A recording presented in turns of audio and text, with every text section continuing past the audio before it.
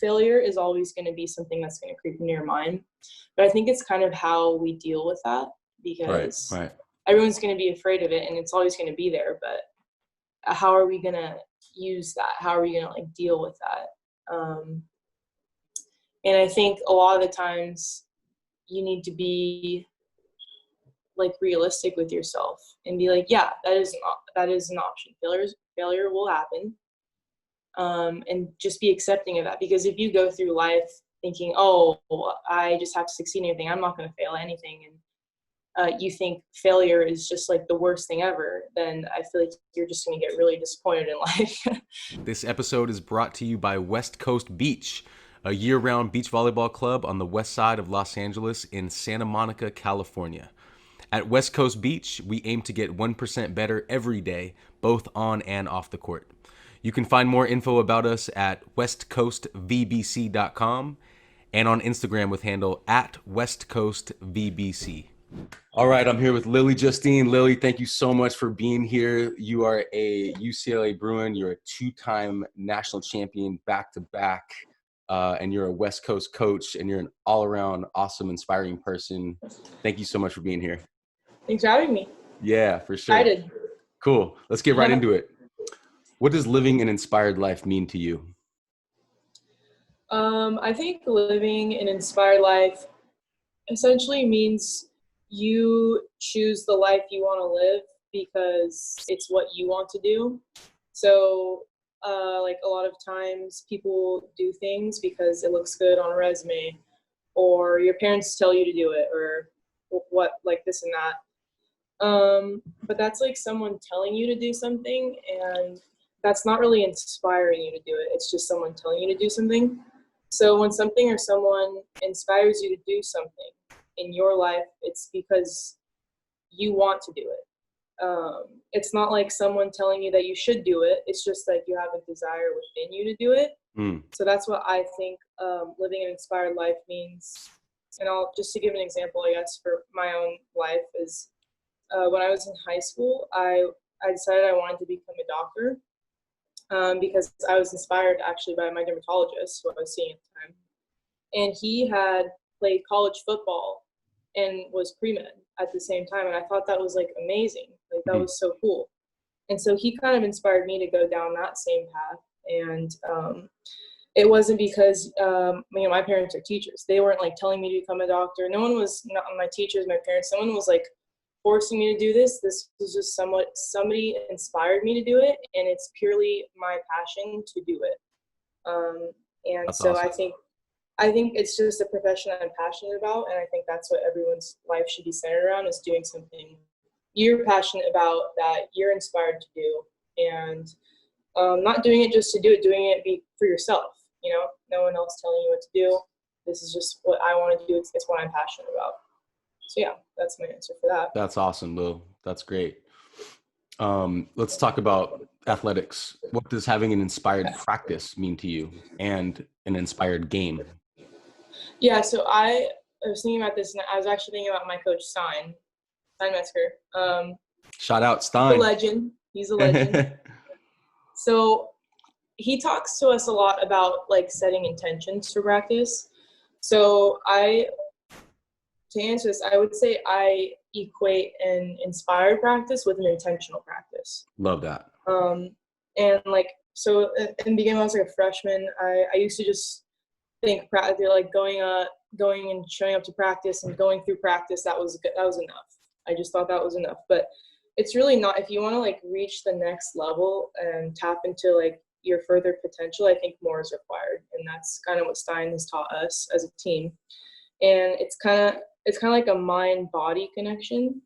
So your body does what your mind tells it to do, but like, are you focused on what you're telling it to do? It's like nobody really stops to like think about, wait, what am I doing? What's my purpose? What's my goal right now? A lot of times people just go through the motions and stuff. So that's kind of what an intention is. It's, what am I going to do today? What am I going to tell my body to do? What am I going to work on and get better at? And love that. I think when you have an inspired practice, you just know exactly what you want to get better at, and then you have an intention throughout that entire practice to try and accomplish that. So I think that's having inspired practice. I equate it with being intentional, basically, just having a goal. Now let's build on that.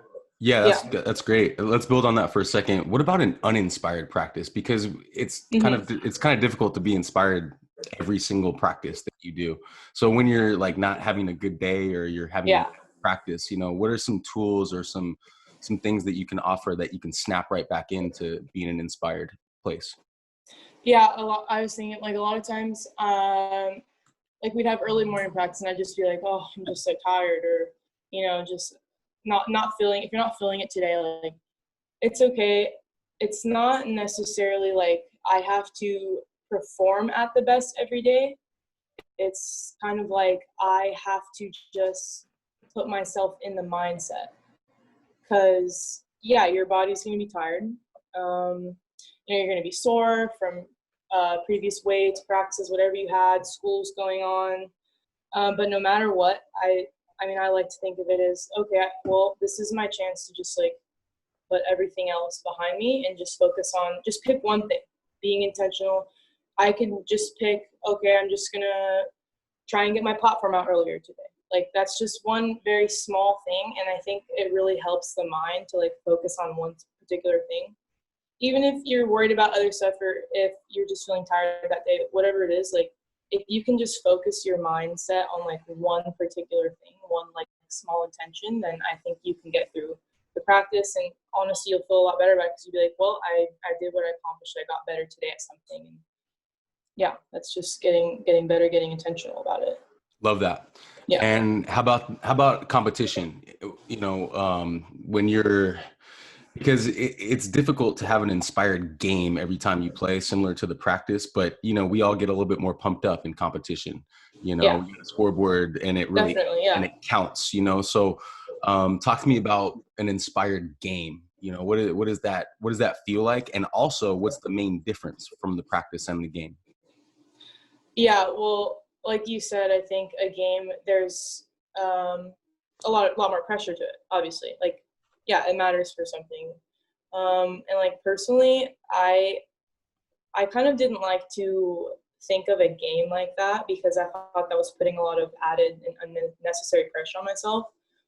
So I think when you have an inspired game, you're not actually trying to like do anything out of the ordinary, be like spectacular, and all of a sudden like go from 0 to 100. Like, that's not what a game really is. I think like having an inspired game is like, well, I put in the work. I got to this point. I showed up every day and I practiced, and I'm going to just trust that that was enough, because I set my intention every day in practice. I trust myself and I trust the skills I've developed to get here, and I don't need to do anything else than what I've done in practice. Like, that's how I like to think of a game. I think you inspire yourself in that game, because you're like, wow, I made it here. I made it to this game. I went through all those grueling practices month after month, and now I'm here, and I'm just going to trust I'm just going to do what I've always done. And I don't need to be anyone else than myself during the game. So love that. Trust is the main point there. And again, so put yourself in the middle of a game. It could be a match, could be a practice match, could be the national championships. But for some reason you're not inspired. You're having a tough time. You know, you're shanking balls, you're making mistakes. You know, what is a tool other than the trust?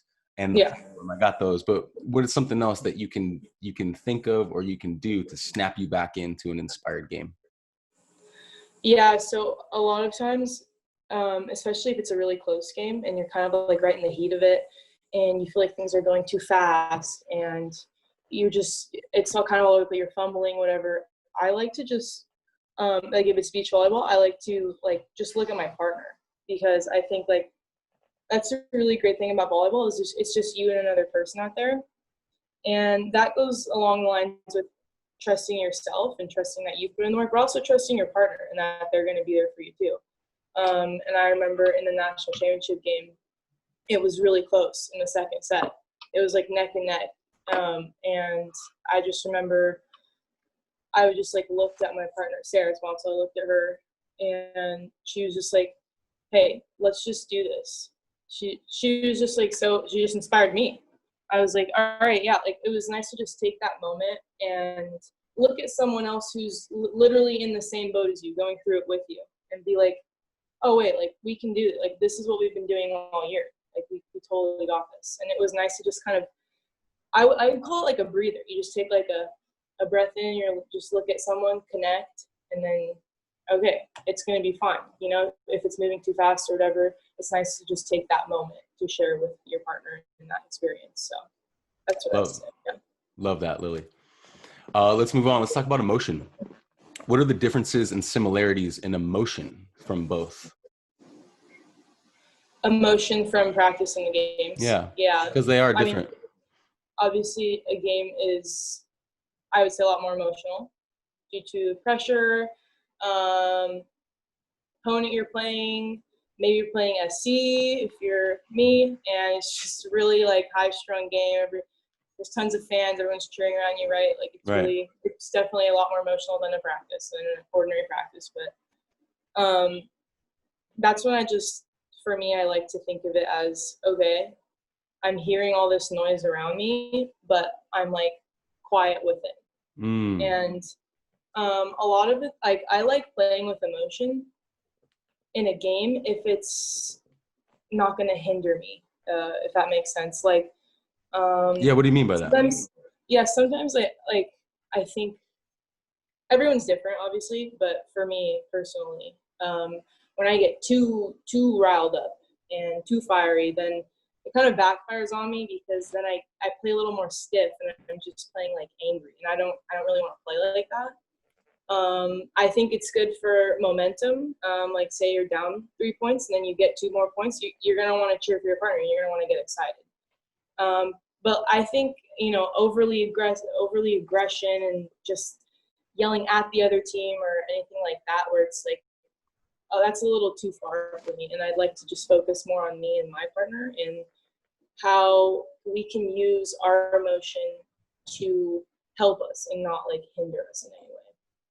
Because when you're in a game, it's a lot about what the opponent's doing, but it's kind of more about what you're doing and like what you can control and how well you're gonna do at controlling those things that you have power over. So, I definitely, I think emotion is something that we can control, and we can have power over how we answer to certain things. Maybe a ref didn't give you like a good call. Like, how are you gonna respond to that in a way that helps you? So for me personally, I like to definitely keep my emotion in check. And like I said, I don't like to hype games up more than they already are. I just like to think of it as, okay, trust in my skills. I practiced this far.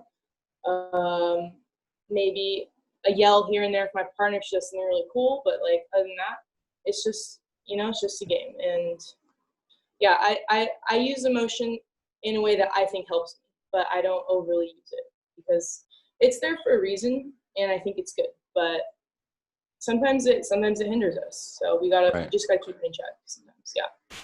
Cool. Awesome. All right. Next question. How does the inspired feeling transcend one's sport or discipline and carry over to their personal or daily life?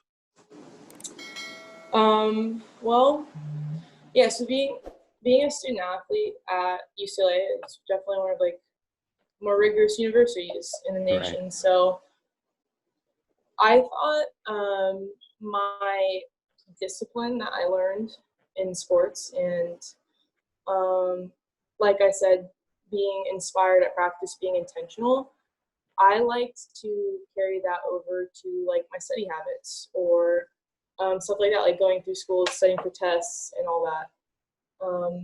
Because like you can't just go through the motions in practice the same as you can't go through the motions in studying, or you're not gonna win the game, you're not gonna perform well on the test. So I really equate like school and athletics like very similarly, because of just being a student athlete, being who I am, like I like to carry that discipline that I've developed from one thing over to the other, and I think it's really helped me. Mm-hmm. So yeah, I would just say like the inspired and the intention that you set for practice could also be a tool to use for other things. like, for example, I recently took the MCAT last summer, and I didn't take like a course for it because those are just extremely expensive and absurd.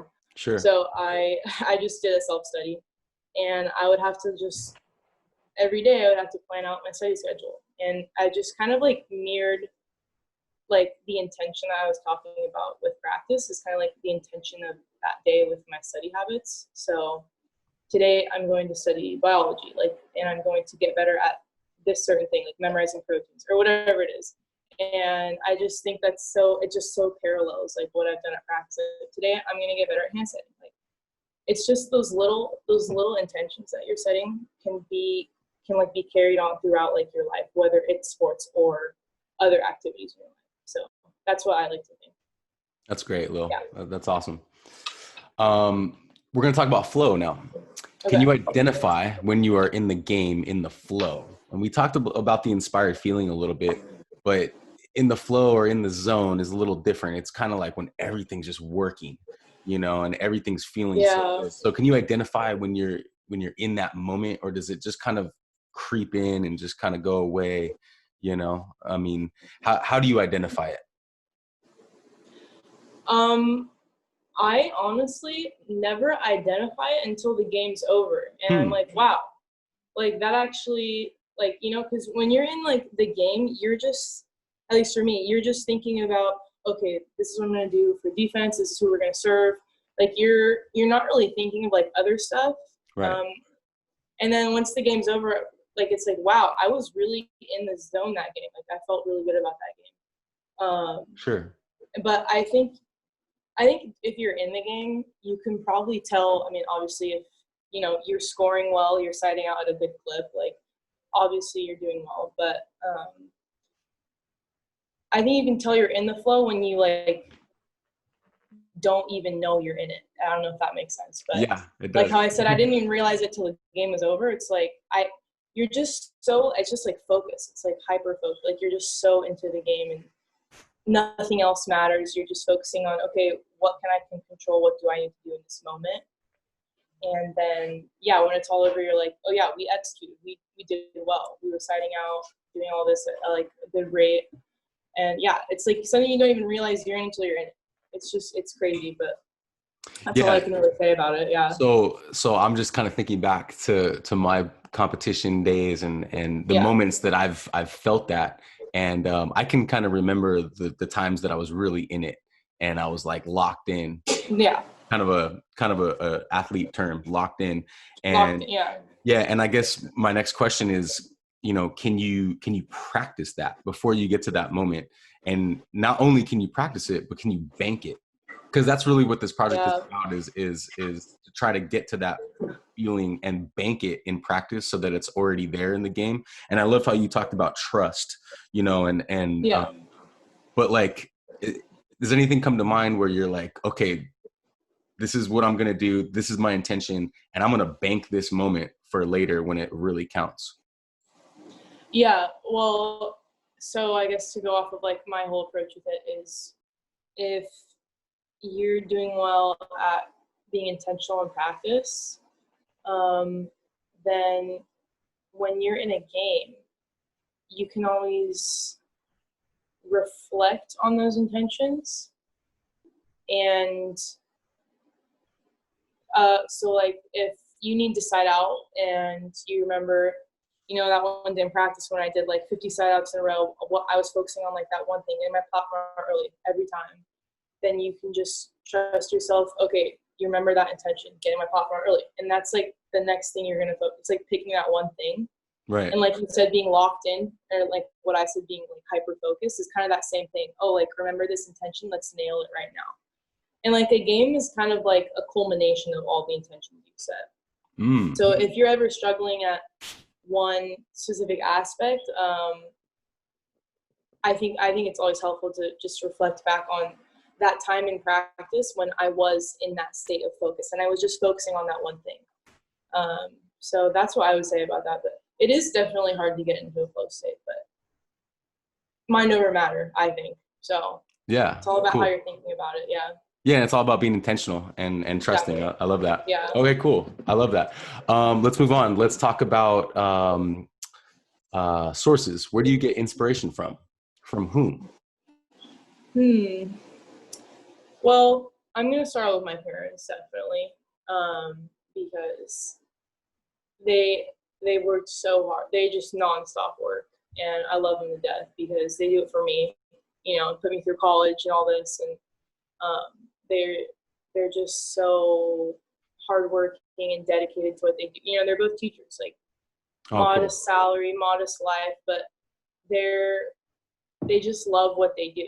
Like they don't care. They're not in it for the money or anything. They like my mom's a special ed teacher, so she just works with these kids and she loves them. She loves them to death. Like it's just kind of her passion, and they like really inspire me that like doing something you love to do, kind of like what I said in the very beginning, just like living an inspired life. It's just like finding something that you are truly passionate at, and that's kind of my parents is where I kind of got that originated from within me was from them for sure, because Cool. they're passionate about their students, and I think it's just great that they don't care about anything else, and that's just what they want to do with their life. Yeah. I think my second would definitely be Stein, as far as like athletics goes, because like I said, he's a legend. He's cool, but he's really one of the things he changed about me for the better was like he's so into the mental side, the mental part of the game. He's so like smart. Like he brings up things that I wouldn't even think about. He teaches us all about like the wind, and he knows like psychological tricks that other coaches try to play with you or other. It's just like what like it's crazy. I would have never even thought of this stuff, but he's made me such a smarter player, and in effect, like being a smarter player, I've gotten like exponentially better in the game. So he's really inspired me to just look at things in a different way, approach things from a different angle, and yeah, he's just brilliant with the mental part of the game. So Cool. I think that's about it. I talked about my dermatologist, and he was amazing. He's a student athlete, pre med, just like I am now in the situation. So I really thank him a lot for like my career choice. But yeah, those are just like a few sources of my inspiration throughout my life. So Very cool. Awesome. I love Stein's his happiness approach. You could see the joy on his face, and I've known him for a long time, and I've yeah, always just felt that from him, and it's contagious, you know. So yeah, he loves it. Yeah, yeah, love Stein. Okay, cool. We're gonna go into some popcorn questions now, okay, and again, answer these how you want. yeah. Um, okay, here we go. How do you define success, and how does being successful, and what does being successful mean to you? How would I define success? Well, I guess because I'm a Bruin, I could use good old John Wooden's definition, or I don't remember it word for word, but I think it's what it's trying to say is that you did what you could to the best of your capabilities. And I think that's kind of like a problem with society today is we do a lot of like comparing ourselves to others, and Sure. we like measure our success by others' success, if that makes sense. Yep. Like, oh, I'm not making as much money as so and so, I'm not as successful, or oh, I haven't won as many blah blah blahs, whatchamacallit, like like we're just comparing our successes to other people's, and I think that's like kind of an unhealthy way to do it. And I think what John Wooden says is brilliant because you're comparing success within yourself.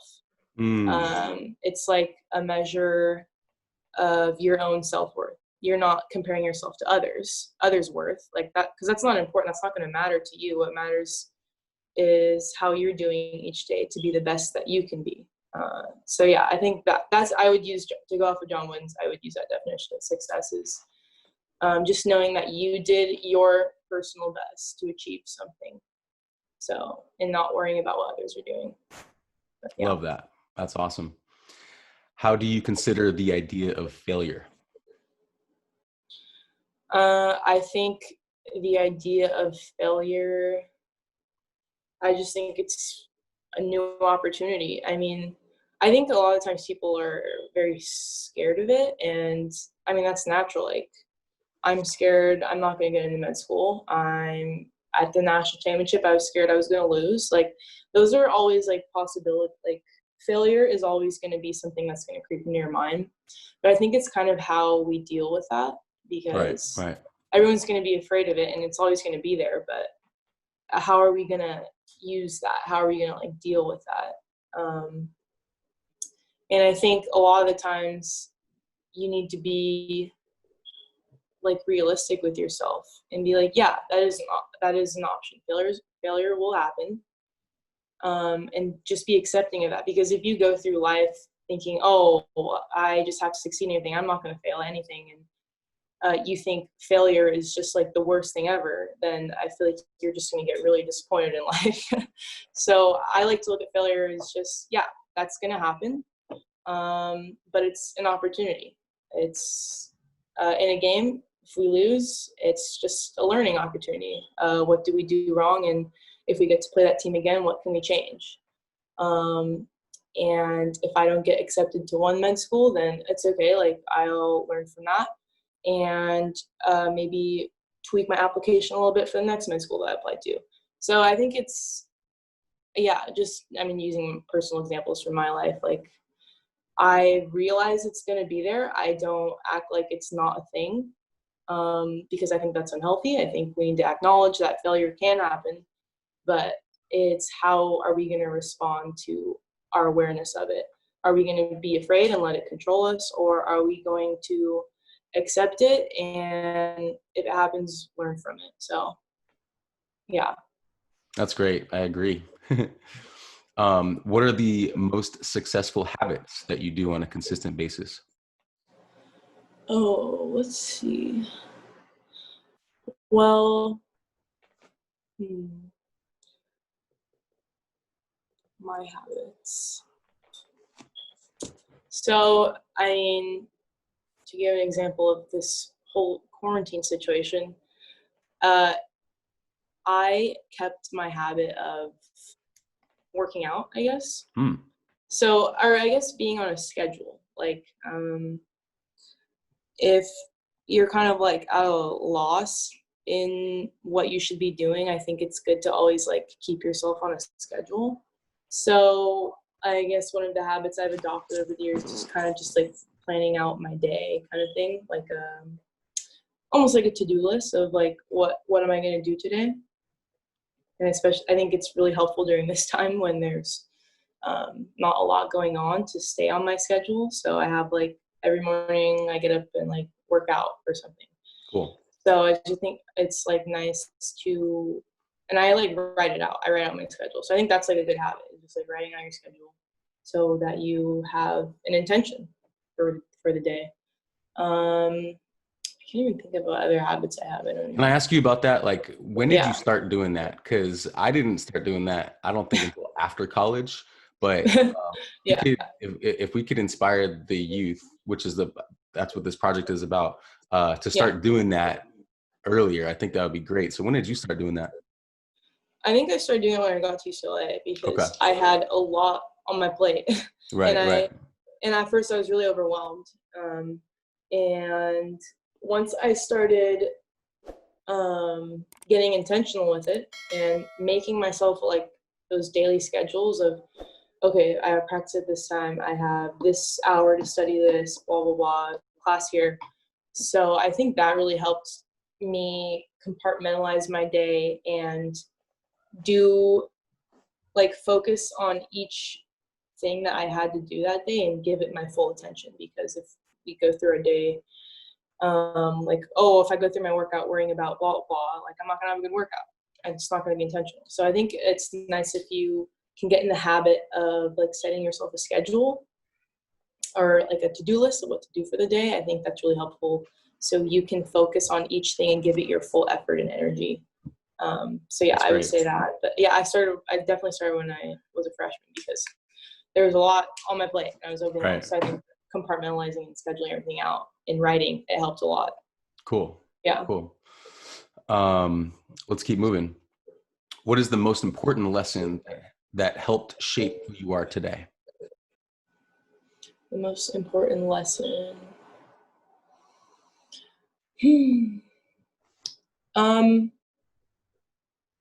I think from just my whole experience of what I've learned and how I've got to UCLA has been really eye-opening for me. So I started playing beach volleyball when I was around like 12 competitively. But I don't know, I was from Northern California, right? Like there's no beaches there. So I wasn't really like that good. And, I played it throughout high school, and I thought like maybe it was a possibility I could go to college for beach volleyball, but I was leaning more towards indoor because I was a little better at that. And out of the blue, I got an email from Stein when I was a junior in high school. And he was like, "Hi, I saw you play a tournament, blah, blah. Send me some more video and interested in having a chat with you." And I was like, "Oh my God, like I'm getting recruited by UCLA. Like what?" I was freaking out. I just never thought that would happen. And, like just talked to Stein. I kept playing, and sooner or later I committed to UCLA. It was crazy. I just never thought that would ever be a possibility for me. And then once I got here, he was like, you're on the lower end of like the like the lineup. So he told me like I probably wasn't going to start until I was like a junior. And I was like, all right, like that's okay. I guess I'll just like keep practicing, trying to get better. And, I know I'm probably not going to start this year or next year, but that's okay. Like I'm just going to try and get better. And then I think like one of the girls on our team quit, and like all of a sudden like that spot was like up for grabs. And I was like, oh my God, like I could take that spot. Like I could do it now because we lost like one or two girls. And so I just found myself in the lineup that year. I worked hard and got myself in the lineup, and we took third at the national championship. Like that was a crazy year when I didn't think I was going to even start for 2 more years, and I started that season. So it was just like I think the lesson that I'm trying to tell you here is that I kind of kept like not undervaluing myself, but what am I trying to say? Like, I don't know. I just kind of didn't realize what I was like capable of. And it's pretty amazing, like what you can do and what you can be capable of if you like set your mind to it, kind of thing. Like I didn't think I was ever going to go to UCLA, and I got it. Like I didn't think I was ever going to start for 2 years, and I started my freshman year. Like I don't know, it's just crazy. Like don't ever underestimate yourself is what I've learned. And like just be confident, and if you're willing to work hard, then I think you can achieve something. Like it's just crazy. Like that's the biggest lesson I've learned in my life is don't underestimate yourself. It is possible. Don't worry about like what other people are telling you can't do. You just go out and do it, because that's what I've learned from like my experiences is it's possible if you put your mind to it. So that's gold. Yeah. Proud of you. Thanks. Let's keep moving. Can you share the biggest challenge you've been through on your journey? The biggest challenge.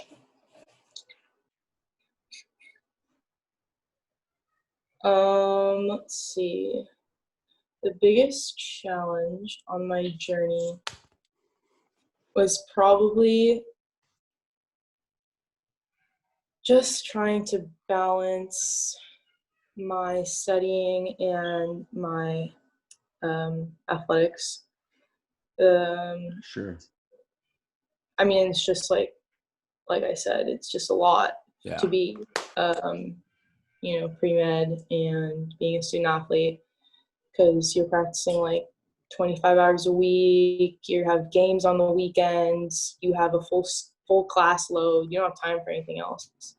And it was really hard for me to get the pre-medical experience I needed, like shadowing doctors and working in clinics and stuff. It was hard for me to get that because I was so consumed with like sports and school. I didn't have time for anything else. And that was one of like the biggest challenges for me, is this is something I really want to do and I want to be good at, but I can't find the time for it. And it's really unfortunate because I'm also like very passionate about volleyball and I want to give that my all to. It's like I had so many things to like I wanted to give my all to, that I was like kind of spreading myself thin a little bit. So that's kind of always going to be my challenge until I stop playing and can focus on like just one thing in my life. But it's always been a challenge for me to just balance my two spheres of my life with, you know, studies and sports, and because I love both, but it's hard to give two things your all. You gotta, it's like what I said with like the intentional and like scheduling things. I think that helped a lot, is I could focus my time on studying when I needed to study, and I could focus my time on practicing when I needed to practice. And I wasn't letting one interfere with the other in any sense, with my mentality, at least. So it sounds like when you're in one, you're all in. Yeah. So instead of like spreading myself thin, trying to do it all, thinking about studying this when I was at practice, supposed to be doing this, you know, it's kind of like, okay, let's just compartmentalize, let's schedule. When I'm at practice, I'm fully locked in at practice. When I'm in class, I'm fully locked in class. Like, you know, just like, I think that really helped me, but it is always going to be a challenge trying to balance all that stuff. But yeah, that's just been one of my like biggest challenges, I think. I think that's huge for everybody, but especially the youth of today, because there's so much information and there's so many options where to put your attention, you know? There is, yeah. So yeah, I think a lot of people have, especially with like social media and stuff, I feel like a lot of people are just like, oh, checking their phone all the time, or you know, like their attention's not really like there all the time. And yeah, I think like that definitely is a reoccurring problem in today's society. But yeah, it just helps if you can focus on the specific task at hand and just be in the moment. That really helps me. But yeah, it is challenging. Yeah. And this goes to the next question. I think we just touched on it, but you know, you also coach kids. And so what are some of the challenges that you see in your athletes? Not focused. Yeah. Or not really like motivated. I think you can definitely tell when a kid's there because their parent put them there, or a kid's there because they want to play. Wow. And yeah, like I coach camps at UCLA too, and like I can always tell the ones that are just like running around just playing tag with their friends and we're supposed to be doing a passing drill. It's like, okay, well, you guys clearly like don't want to be here. Right. You know, you can just tell. You can tell when kids really want to do something, or when they're just there because their parents put them there for whatever reason. So I think that's like the biggest thing I see. And like when it's hard for them to focus, when they're like chatting with their friends or whatever during a practice, like there's a time and place to chat with your friends, but I don't think it's during practice. Like I think, like I said, if you're at practice, you're gonna try and get better at like that one thing, and you need to be fully locked in on it.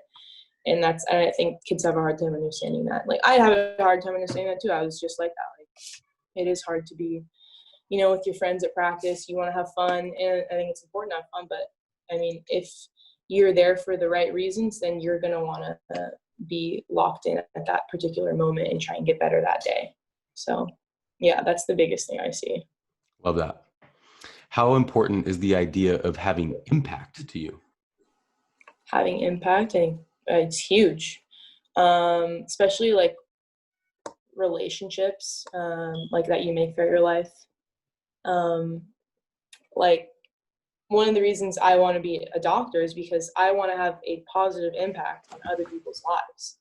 I want to help people. And And that's why I love coaching. Like I want to be that source of inspiration. I want to make a positive difference in other people's lives. And I mean, I think it also goes back to just, whoever you're talking to or whatever relationship you're trying to form, like what's your intention with that and what impact are you trying to make?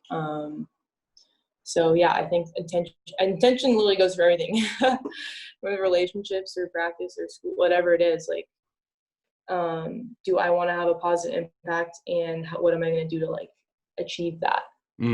So yeah, for me, it was, I want to lead others. I want to teach others. I want to share my knowledge to younger athletes and help them.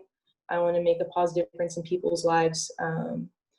I want to like treat sick people. I don't want them to be sick anymore. That's why I want to be a doctor. That's why I want to coach kids. I have all these things that I want to do, but my main intention is I just want to make a positive impact. So that's why I think impact's huge. And it all comes back to like intention with what kind of impact you're making. So love that. And so what's coming up for me when I hear that is the idea of legacy. Do you ever think about that when it comes to impact? And the reason why I ask that is because legacy is kind of a weird one, because that's later, that's it's when you're old. Yeah, or even when like past, like when we're gone, and so it's kind of tricky to even consider that. But impact, creates legacy, so does that spark anything for you? I've actually never thought about like my personal legacy. Right. But it's hard because we want to be right here, right now, and we want to just focus on our work. We don't want to think about that. But does it ever creep into your head at all? Well, I guess it does, in the sense that how do I want people to remember me or perceive, not like I'm dead, but like how do I want people, like if you were to go up to one of my friends and ask me, hey, what do you think of Lily? Like I want them to be able to say positive things about me, like that I've been a good friend to them and stuff. Like, I mean, you got to think about it like that. Like, oh, if I wasn't here and someone asked one of my people that I've had a relationship with what I'm like, I hope they can speak positively for me. Sure. And I think impact and legacy kind of go together with that. Is you make an impact on a person, and how do they perceive that, and what kind of perception do you want them to have of you? Sure. But at the same time, I discourage like anyone being fake, in the sense that you're just doing something to do it. Like if you're being a kiss up to someone because you want the job, or like, I discourage that. I do like staying true to yourself and being honest. And I don't think, the real relationships in your life will come when you're honest and open with people. So yes, positive impact is good, but don't try and be anything you're not. Like, don't be fake about it. Just be honest, because I think people really appreciate honesty more than they do just if wanting to like them, Sure. So absolutely. Yeah, cool. And that's like with my friendships, like me and my friend like Savvy, we have like conflicts all the time, but we're always just like, hey, why did you do that? And then we just like talk about it and it's over, and we're just like best friends. It's just like that kind of like honesty and trust that you have. And I think that's always good when someone can ask like, hey, what did you think of Lily? And she was like, well, like she was brutally honest to me, and she helped me get through this, and she made me a better person for it. And I appreciate her for that. So I think like that's always good too. Don't try and be anyone you're not. So. Love it. Yeah. What brings you joy? I feel like a lot of things. If I were to summarize it, though, it all comes back to kind of what we were talking about with success, and knowing that I did my best at something, at what I was capable of doing, And I think that really brings me joy. Like, if I was studying for a test really hard, I tried my best and, got the score I wanted, like that's success to me. Because like it's something I cultivated on my own and I worked hard for it. Like, yeah, I can say a lot of things bring me joy. Anything, like any of those little successes that you have, or a big success like national championship, or not even the national championship, but just like being with your teammates there in that moment. Like anything could bring you joy. Like it depends on like your own measure of it. Because if you worked hard for something and you got it, then that's success to you. So I could say a lot of things, but yeah. Yeah. I guess it's kind of almost the same thing, but what makes you happy? It makes me happy. Yeah, I'd say when I get something that I worked hard to get, that's definitely make me happy. Being around people that I love just makes me happy. And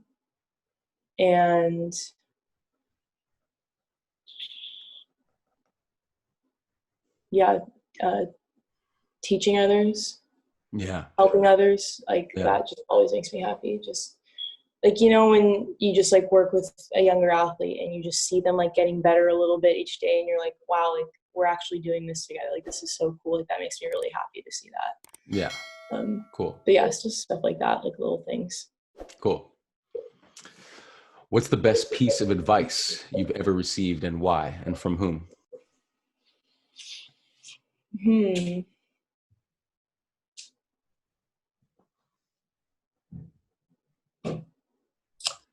Let's see.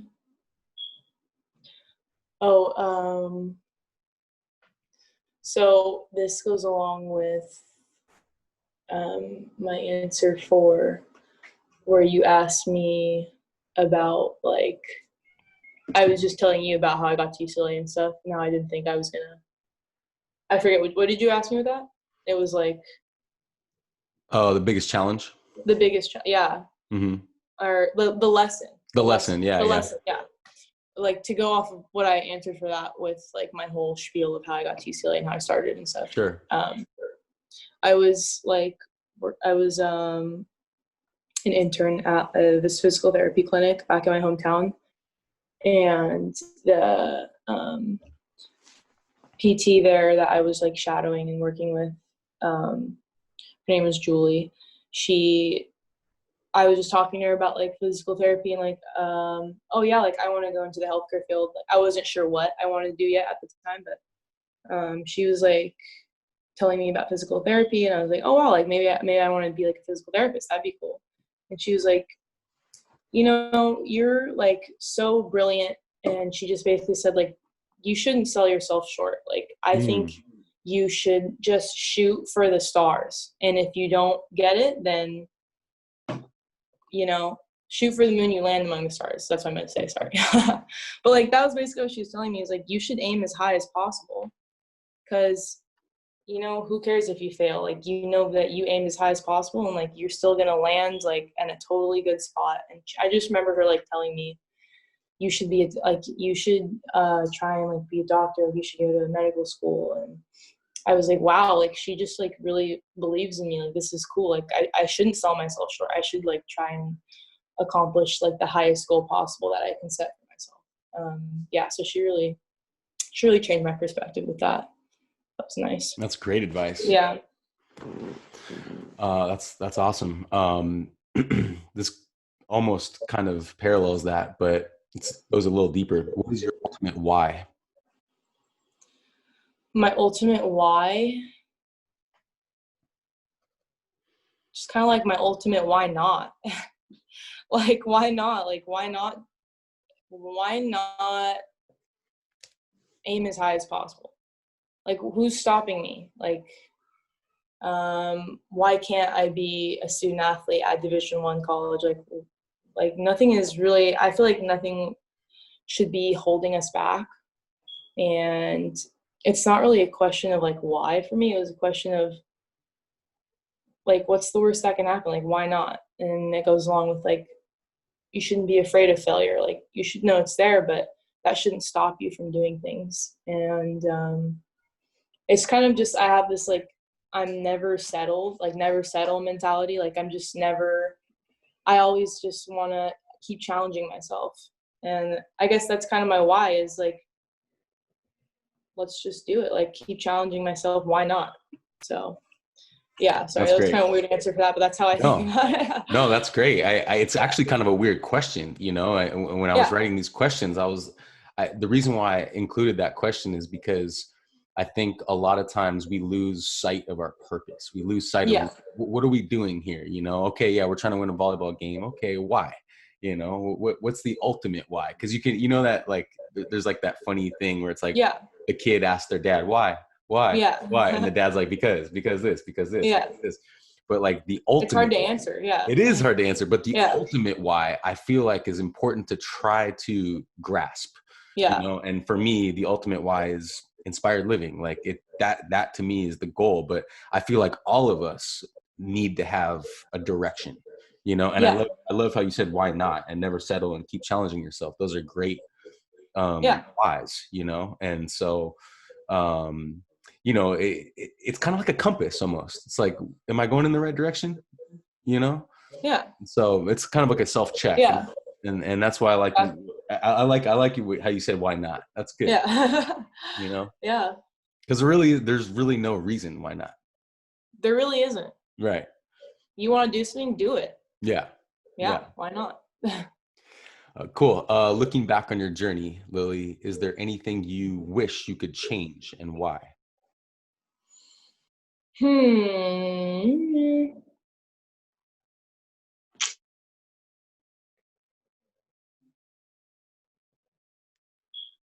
I don't think I'd change a thing, honestly. Cool. Because I don't really have any regrets. I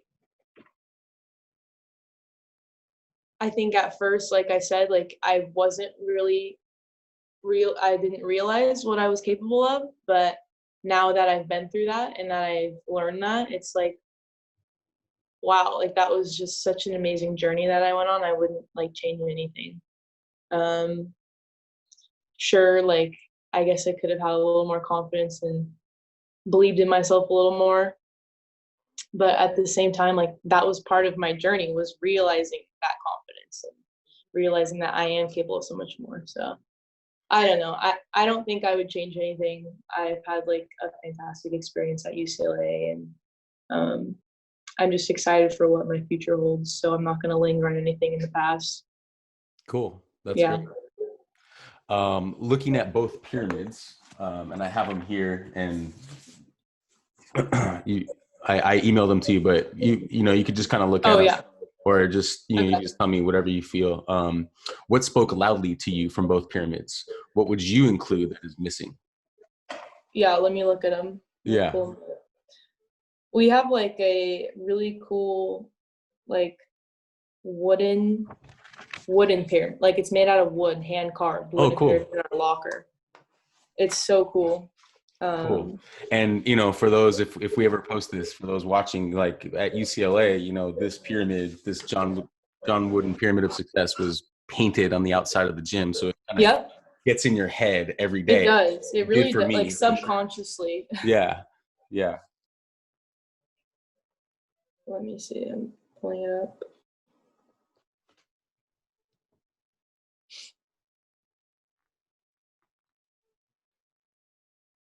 Is this pyramid? So you made this pyramid of living? Inspired? So just a quick little background is that John Wooden's pyramid of success just inspired me to create the pyramid of inspired living, which I've been trying to live by. And that's what this project is all about, is it's basically, you know, I was inspired by John Wooden in many ways, but you know, not just the winning part of it, but because of all the foundational stuff that he had here. And most people, when they see success, they just see the top, they see the trophy, they see the result, but all this other stuff down here, you know, is what we, you know, practice on a daily basis, you know? Well, for your pyramid that I'm looking at right here, I really like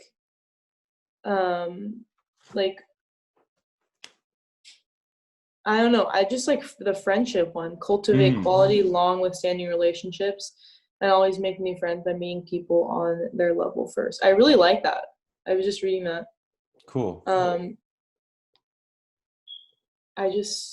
I think when you look back on your life, I think you're going to just remember the people you were with and not so much really what you did, but who you were with. And I really like that idea of friendship at the base, because that's like, that's the base of how you get to where you are. Sure. Is through people you know, through the relationships you form. I really like that one that you said. Cool. I also obviously like the confidence one on the next block, the next level. Be confident, but don't be arrogant.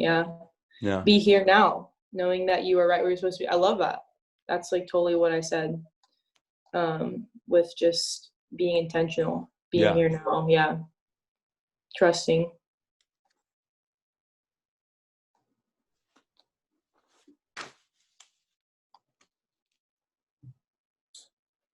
Cool. Intent of purpose. Yeah, that's huge.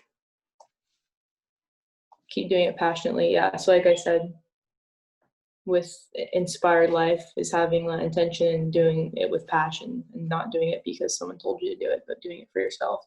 Yeah, I like that. Those are all great. And anything on John Wooden's that stands out? Yeah, let me look at his. I think I liked industriousness let me see. Industriousness, there's no substitute for work. Yeah, I feel like a lot of people just like expect things to fall in their lap, but don't realize that it takes a lot of work if you really want something. I feel like that's half the battle, is just like wanting to do it, like motivating yourself, and then actually doing it's the other half. Because a lot of times people just kind of expect things to happen, but don't realize how much work it actually takes to get there. So I like industriousness. I think that's obviously a great block to have at the base. I like poise. Yeah. Just being yourself. I love that. Like I said, relationships in a game, don't go crazy and do something that you never practiced or try and be anything extra. Just be yourself, be who you were in practice every day. I love that. Like never fighting yourself. That's so great. Yeah. Cool. And I love how he has like all the side ones, like on up and down. Yes. Like the little values, The little values. Yeah. Yeah. Ambition, adaptability, resourcefulness, fight. Love all that. Integrity. I was watching a quick aside. I was watching an interview of John Wooden before he passed, and they asked him, "Do you have any regrets?" And he said, "Yeah, I left out love on my pyramid." Oh yeah. And it kind of inspired me to put that as the cornerstone on that this there. one. Yeah. But I guess the next question, I don't have this written down, but it's just coming up for me right now, is yes, John Wooden has had a ton of success. He's got a statue outside of Poly Pavilion. Yep. Would you encourage everyone to make their own pyramid? Sure. Yeah. Totally. Yeah, cool. I want to make my own now. That's great. Yeah, good. Well, I would like definitely use his, because I think he just has great. Yeah. But yeah, I think your own parent, because it's like everyone's different. Yeah. Everyone has different goals, but like you said, like what is your why? Like, the pyramid's kind of your why. It's kind of like the culmination point to like what is the why. It's kind of all those little pieces that go into it. I think that's a great idea. Yeah, cool. And again, that's another goal of this project, is to inspire others to create their own pyramids and to figure out where they're going for themselves, Yeah. I'll share a quick thing with you. Like, I was interviewing someone, and I asked him about this pyramid of inspired living, and he said, yeah, you know what? I actually would flip it, and I would start with inspired living, and then and I was like, wow, Yeah. that's really interesting, and it just goes to show you that everyone has a different approach with Yeah. this, and that's Exactly. why I think this is really important work, is to try to figure out, okay, don't look at Instagram so much, don't look around the world so much, go inside more, you know, Yeah. and really figure out your ultimate why, and figure out the top of the pyramid for you. Because competitive greatness, again, like both of us have experienced winning and have Hmm. experienced being a champion, but for me, that wasn't everything. That Yeah. wasn't the top. I No. mean, it was great. It was like close Yeah. to the top, but it wasn't the top, so that's Yeah. another reason why I'm doing this Exactly. project. Okay. Love that. Yeah. Okay. Last question I have for you, Lily, is, um, you've experienced winning back-to-back championships, which is amazing and so cool. And having achieved that athletic achievement, what does fulfillment mean to you? Talk to me about winning. Hmm. It just felt like a sigh of relief. Mm. um, yeah, it was like the first national championship, definitely, because it was like, wow, we did it.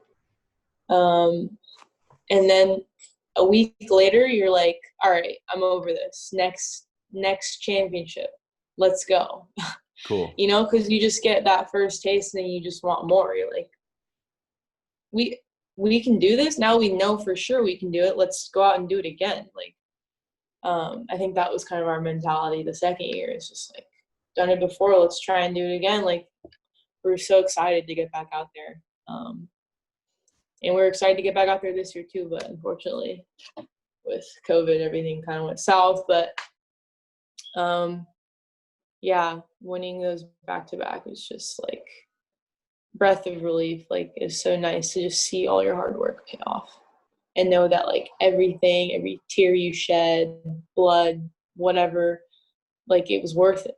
Like everything was just all worth it. It's really nice. But like you said, like, it's not true fulfillment because you shouldn't ever feel like completely fulfilled. Like, I feel like you should always keep wanting more, keep challenging yourself. Like, that's how I like to think of my life. Like, yes, national championship was great, and I did fulfill one goal of mine, but it's not like that's it, I'm done. Like, I want to keep challenging myself and what's the next thing, what's the next level.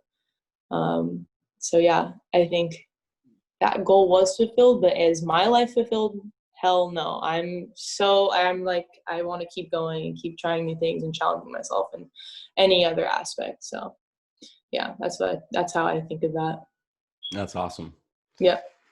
Lily, Justine, thank you so much for your time and your insights. And I think that you shared a lot of just amazing, lessons and insights and values that you've learned through your journey. And I can't thank you Yeah. enough. So thank you so No, much. thank you. I'm Yeah. really excited to read this. Cool. Thank you so much for joining me on Within the Game podcast. Visit withinthegame.com for show notes and links on everything we talked about today. You can also subscribe to the mailing list, which will give you exclusive content from each guest, as well as more resources to help you stay inspired in and out of your game. Follow us on Instagram at Within the Game Podcast.